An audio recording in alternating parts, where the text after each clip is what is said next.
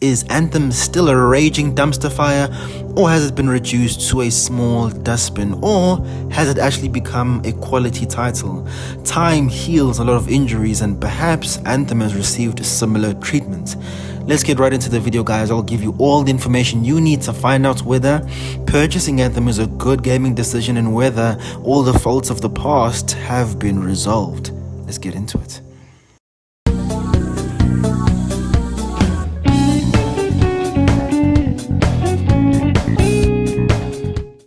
Now guys, I recently picked up Anthem towards the end of last year. I saw it having a very favorable sale. Firstly, I checked on PS Plus, of course, to check if it was included in one of the subscription packages, but it seemed that it wasn't. It wasn't a really favorable sale, a really low price. So I said, hey, might as well pick it up.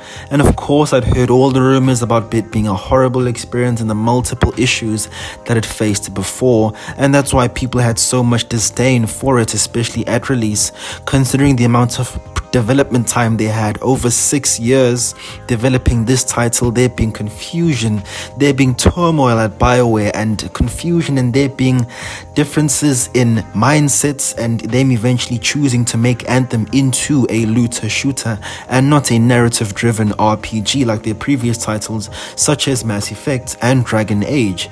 So this unfortunately resulted in this tumultuous mess that is Anthem. So here's to find out, has it gotten any better? What was my experience with Anthem towards the end of 2022 and in 2023? Let's start off with the story. Now, the story is there. That's really all I can say about it. It's nothing special. The voice acting is okay, but unfortunately you can tell that the story is not the main focus of the game. It's the same as in these other games that you play, the other looter shooters, whether it be Borderlands or Destiny. You can tell that the narrative and the dialogue is definitely not the main part of the meal, and it shows, unfortunately so, because the dialogue is honestly just inconsequential. It doesn't matter. You interact with the dialogue system, there are dialogue options, but it just adds to just a whole lot of word salad that honestly at the end of it all just means nothing. It's unfortunately quite disappointing. It doesn't hit the mark. If you're looking to perhaps spend a little bit of an afternoon and don't have a better game to play, I guess you can sink your teeth into the Anthem story and you'll get a modicum of enjoyment from it. Owen, one of the characters that has an interesting twist, is definitely one of the better characters throughout the entire experience. His voice actor definitely does an interesting job to keep his lines varied, interesting, and he's definitely one of the more interesting characters in the story, and of course he plays a pivotal role throughout. It's an alright story, but it's not something that's going to keep you coming back to this title, and it shows. This is ultimately a multiplayer looter shooter that has a number of issues. So let's move past the story and get into something else now. Let's get into why you're probably even interested in this Iron Man simulator. How is the gameplay? Now, gents, if I remember correctly, looking back at Anthem, a huge issue that they had were the very invasive loading screens. Even for players that were playing on high quality hardwares that had 2080 GPUs at the time, were struggling with horrible loading screens, and that those are ultimately hindering the entire experience. There were times when the loading screen time superseded the amount of gameplay time that you had in terms of the entire experience. This can be extremely annoying and frustrating if the game isn't really hitting the mark in the first place. Now, gents, it has been 4 long years since Anthem was released way back in February 2019. And of course, there are a number of improvements that have been made since then. And this issue of the loading screens have definitely been improved to a certain degree. While they are definitely still there and you have to go through a number of them to do whatever you want to do, they definitely are not as invasive and not as long since then. There have been massive improvements in this regard, and credit needs to be given where credit is due. So respect to BioWare to doing the right thing and ensuring that the loading screens are reduced. And even for someone who's playing on an older system such as me, who's still playing over on a PlayStation 4, you're still able to enjoy a decent experience without too many invasive loading screens. Well done. Well done. But what I will say is that the foundation of the issues and the many things that play against Anthem are foundational. There are fundamental issues that plague this game, and honestly were always going to make the entire title falter. I think even if there were a huge amount of improvements that were made with this sample and this templates being used, it was only ever going to be so good. Now, let's consider the gameplay. There are a number of javelins, maximum of 4 different javelin types that you can choose. Different types of playstyles you can choose. There's one javelin that is propagated towards speed, one javelin that's propagated against strength. There's a balanced javelin. There are many options for you to be able to play Anthem, and this variety is definitely welcome, but unfortunately in terms of the weapons, it's still quite dry. Of course, there are different classes of weapons and different rarities, but unfortunately the weapons not only look the same, but even the same weapon of a different rarity, the only real difference to these weapons and the way that they operate is in the damage numbers. So if you upgrade and get yourself a new weapon, get yourself a new attack, get yourself a new pistol, it's going to operate the same as the original level 1 pistol, just with a little bit more damage and maybe a small little difference to the weapon. But honestly, there's nothing really much difference in these weapons, and this unfortunately makes the progression a lot less entertaining, as you don't feel that much growth as you continue to play the game. The progression doesn't slap as well as it should. Now, if you're looking to get into this game today in terms of a player base, are there people still playing the game? To my surprise, yes. During my first playthrough, there was 0 people, but on the second day when I hopped in, I was able to play with one guy, and when I went and did a substantial story mission, I was able to play Anthem alongside 2 other people. So I was genuinely surprised that even if you go on and log in randomly, you will get lucky and possibly find some other players to play Anthem with, and it definitely made it a little bit more interesting. But how are the fundamentals of the gameplay like? Are they having more players even worthwhile? Is it even worth? Does it even matter that there are more players? It does to a point, but the fundamental gameplay loop isn't that great. It's definitely much more on the basic side, and the weapons not being interesting or exciting, I immediately cast my mind to a game such as Borderlands 2, where each and every single weapon has a unique trait that makes it substantially different from every single weapon that you will pick up. It's not just the damage numbers. The weapons do substantial elemental damage, substantial bomb damage. There are many things that the weapons do that make them unique. So defeating an enemy is definitely worthwhile and interesting. For me personally, I didn't have the best Borderlands experience, mainly because I played the game alone when I didn't have anyone else to play the game with. But I'm sure if I had a couple of friends to log into Borderlands with, I would have had a much better time. Definitely would have been the case. But it is what it is. We continue and we carry on. Now, in terms of Anthem, the gameplay loop is you have the essential generic modes that you'll find in any other looter shooter. You will control the area, ensure that the enemies don't come and destroy the thing that you're trying to protect, defeat all the enemies in the area and move from area to area, defeating the enemies that lie in your wake. Definitely very basic and very bare bones as you continue and push forward through the story, with voice logs being carried to you and you interacting with the characters that are laying back at the base, communicating with Owen and whoever your current quest giver is.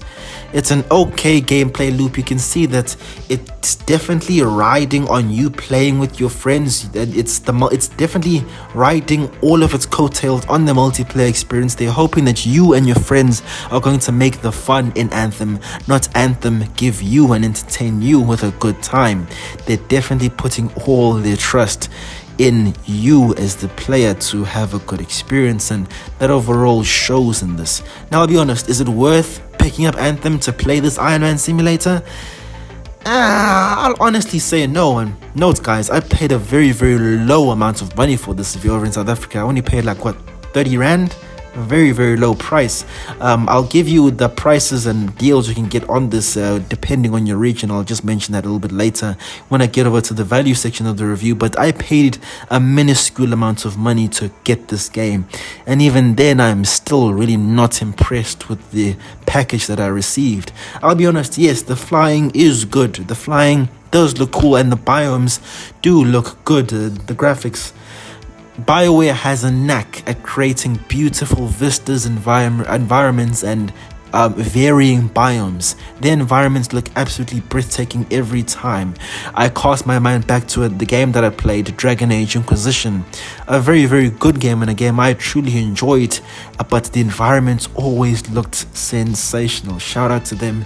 This is where they excel, but unfortunately this is the only part where they excel, because every other single aspect of the game is sorely lacking. Considering the gameplay, systems, the world, the UI, music, and everything else in between, we can get into that, and I'll go in a little bit more detail in the things that you have to interact with. Now, there is a hub world that you interact with. This is where you collect your quests, where you upgrade your javelin, interact with characters, get daily quests, weekly challenges, and interact with all the general online multiplayer looter shooter things that you generally deal with. The hub world is okay, but unfortunately the way that your character moves, he or she moves very slowly in the world. The characters spew whatever nonsense that they spew. It's honestly, at the end of it all, not really that worthwhile. The characters never really have anything worthwhile or interesting to say, so you'll end up trying to skip whatever they're trying to do. But unfortunately for us, there is no skip button, so you'll be forced to listen to the entirety of whatever character you're listening to has to say. In terms of gameplay systems, the UI is there. It's generally user-friendly. You won't be confused in any sense. You understand what you need to upgrade, especially if you're an individual who's well accustomed to playing RPGs. It'll be easy to get into, and that's that. You'll be able to customize your javelin, not to a very high degree, but you can customize the look, the different colors it has, and whatever javelin you choose to play at the time. You can choose whatever you want, and you'll have a decent time doing that. Now, in terms of the world, as I mentioned before, the world looks very beautiful, but unfortunately it's not very well developed. Outside of the hub world, that's where you essentially do all the human activities and the upgrades and all that stuff. It's pretty much a nature filled with beasts, rabbits, dinosaurs, all these creatures and these things that you have to fight. That's essentially what it's filled with. It's a jungle out there. That's the best way in which I can describe the world. The music is alright. The menu music, it seems like it's preparing you for something really special, but that's not what you get at the end of it all. It's alright. It's serviceable and it's okay, and you will definitely interact with it because they play that music all over during the loading screen, so you'll definitely hear the music in one way or another. So now that we've considered all of these things, is Anthem worth it over in 2023? Of course, the shooting is fun, the flying is very cool, and you fight a number of creatures while completing different story missions, side missions, quests for characters. You can fight in the air, mid-air, on the ground, fight whoever, and play it alongside your friends, assuming they also made the poor decision to pick up this game too. But is it worth it all in all? Let's consider a few other things before we make that final decision. Guys, if we head on over to a website called How Long to Beat, this is a great website that I use on the regular to find out how much playtime I'm going to get. Depending on the type of gamer you are, this will matter or it won't matter to you. Some guys believe in quality over quantity. It depends on the type of gamer you are. I'll just give you the information you need to possibly make the best gaming decision for you. If you focus on the main story, you'll get on average about 13.5 hours of gameplay. You do some of the side and the end game content, you'll get 27.5 hours of content. So a pretty decent package for the amount of money that you'll pay, especially because it's now a very much discounted title. And of course, if you're a madman completionist, you'll play 53 hours, but I'm sure it's not 53 hours of content you'll fully enjoy. Some of that will definitely be spent on content that honestly isn't that great in the first place. Now guys, let's consider the prices and how much this will hurt you in terms of your wallet. Of course, I haven't been giving Anthem a reigning endorsement at all, but I won't lie, this aspect right here might be the reason to motivate you to purchase Anthem in the first place, as I did. It's the price. Now, if we go over to GG Deals and we check at the prices, and the lowest prices you can get Anthem, you can get it for a very, very low price. If we check over here at the historical lows, you can get Anthem for $1.99, bro. That's essentially peanuts. A very, very, very low price is what you can get it for. And if you're someone who's more of a penny pincher, you're not willing to spend too much money on games, this is a very, very easy decision. A similar price is also available if you're over on PlayStation. It's $1.79. If you're insured to look out for a good and decent sale, you can get it for an extremely, extremely low price. Definitely not going to be hurting the wallet in any way. Decent price. And I would, considering the price, I can't even fault you if you even just want to try it out, at least just for the flying, at least. Yeah, guys, if you also refer over here on PS Deals, if you're over down here in South Africa, if you look out for a favorable sale, you can get it for the low price of 34 Rand and 77 cents. Now, gents, my general motto is to make sure that you buy the complete, or the legendary, or the originals, or whatever is the best edition of the game. That's what I usually recommend you guys to get, particularly if you're buying an older game and you want to make the most intelligent patience gamer decision.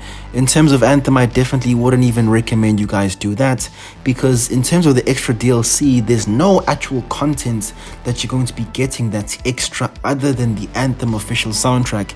And that, honestly guys, you can just literally search that up on YouTube and you'll be able to listen to the official Anthem soundtrack. And if you have a YouTube downloader, you'll even be able to download it using that straight from YouTube. So it's completely unnecessary for you to pick it up. There's no real incentive for you to go over and waste some more coin on the Anthem Legion of Dawn edition. Absolutely not. The other thing that's included, yes, is a rare weapon and some few extra set skins, but I'd honestly say that's not worth it. The only time I'd actually recommend you guys to go ahead and pick up a special edition is if there is some extra content that cannot be accessed from the standard edition, and perhaps there's more story, more missions available, or something very special in terms of a skin or something like that. But usually not. If it's just skins, it's generally not worth it, gents. Not worth it in that case. So guys, we've considered all the facts. You're getting about 13 hours of playtime. If you watch it for a good sale, you can get it for very, very cheap, very, very low price. So considering all of these facts, guys, is it actually worth it for you to go ahead and pick up Anthem? I must say maybe not. Hey, maybe not. Now, if you've got $1 or $2 to spare, this will be an easy decision. If you are going to pick Anthem up, it would be definitely just for you to interact with the cool flying mechanic and for you to look at the beautiful world that you inhabit as you play as in the Javelin. If I were to give it a final rating out of 10, bro, I'd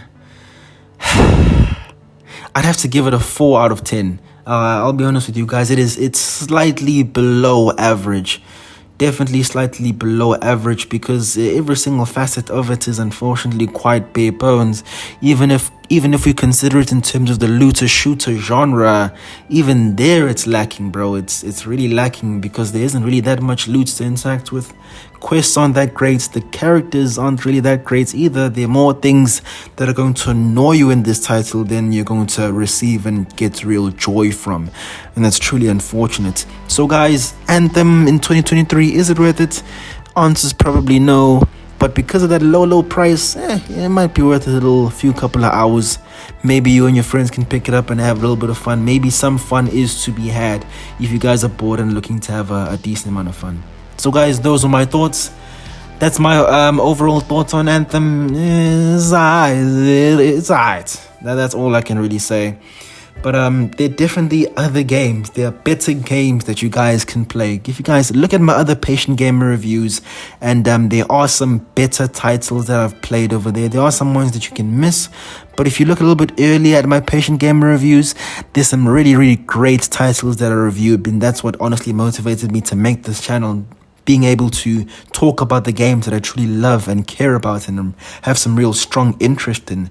And recently, of course, I've also started playing in some more lackluster games, so we can, of course, have some variance, know and feel the difference between a good and a not so good games. So guys, those are my thoughts. Like, comment, and subscribe. Tell me your thoughts down there in the comments. Let's have a dialogue. Are there some other games that you guys want me to review and talk about? Let's have a dialogue down there. What are your thoughts on Anthem?